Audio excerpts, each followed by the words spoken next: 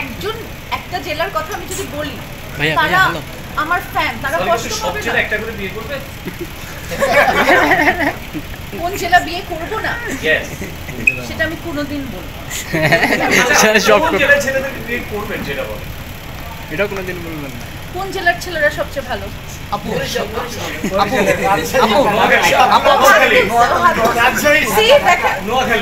সে বলছে রাজশাহী, সে বলছে বরিশাল, সে বলছে নোয়াখালী। আমি কাউকেই কষ্ট দিতে চাই না। আমি তো ঢাকাইয়া, আর আমার মা ঢাকাইয়া, আমার বাবা হচ্ছে রংপুরের, সো আমি তো বলবো যে উত্তরবঙ্গ বা পুরান ঢাকা। বরিশালের ছেলে তুমি দেখো, আমার জন্য বরিশালের ছেলে। জীবনেও আমি বলবো না ঢাকায় বাসায় অভিনয় ছাড়া আমি বলি না। এই বিষয়টা আপনি কেমন এনজয় করেন? আপনাদের পুরো ঢাকায় মাকেও বলে সালা, শালাকেও বলে শালা, বাবাকেও বলে সালা। না, দিস ইজ রং, এটা কেউ বলে না। এটা জাস্ট একটা কথার কথা, এভাবে কেউ বলে না। পুরান ঢাকার মানুষরা সবচেয়ে সুন্দর করে কথা বলে, এবং পুরান ঢাকার মানুষদের মতো মানে সুন্দর মানুষ খুব কম আছে। দেখতে সুন্দর না, ব্যবহার সুন্দর। তারা তারা আপনি পুরান ঢাকার মানুষের বাসায় যান, তারা যেভাবে আপনাকে আপ্যায়ন করবে, এই যে আপনি বিয়ে করছেন, সো আপনি জানেন আপনার শ্বশুর বাড়িতে গেলে আপনি কি লেভেলের খাওয়া পান।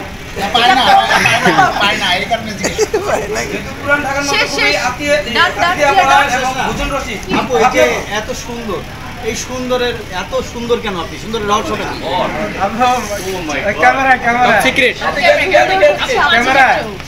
সুন্দর হচ্ছে আপনার চোখ, তাই আমাকে ভালো লাগছে। আসলে ক্যামেরার সামনে তাকায় কথা বলা যায় না।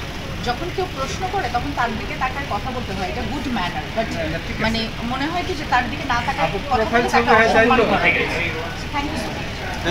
এ পর্যন্ত ভাবনা আপু কতগুলো প্রেমের অফার পেয়েছে এ পর্যন্ত? আপনার কি মনে হয়? আমার কাছে মনে হয় অন্তত পক্ষে 2-4 লাখ। না, এরকম না। আমাকে মানুষ আবার ভয় পায়। কেন? আমাকে সবাই অনেক ভয় পায়, এবং যখন আমার সাথে কারো বন্ধুত্ব হয় তখন সবাই বলে যে আপনাকে দেখে মনে হয় যে আপনি যে কোনো সময় লেগে যেতে পারেন বা চড় দিতে পারেন, আপনাকে ভয়ে কেউ আপনার সামনে আসতে পারে না। সো ওই 1 লাখ 2 লাখ মানুষ আমার সামনে এসে প্রপোজ করার মতো সাহস আমার মনে হয় না। তো অনেক যে আমি প্রপোজাল পাচ্ছি তা না, বাট অবশ্যই অনেক মানুষের মনের গভীরে অনেক কথা থাকে, সেগুলো আমি বুঝতে পারি। একটার তো লাস্ট কোশ্চেন আপু, ঈদ উপলক্ষে আপনার হেটার্স এবং লাভারদের আপনি কি বলতে চান? ঈদ মোবারক।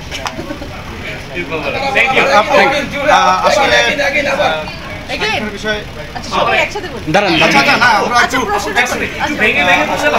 ঈদে অনেকগুলো সিনেমা মুক্তি পাচ্ছে, সবার জন্য শুভকামনা। শুভকামনা, ঠিক আছে, তো শুভকামনা অবশ্যই থাকবে।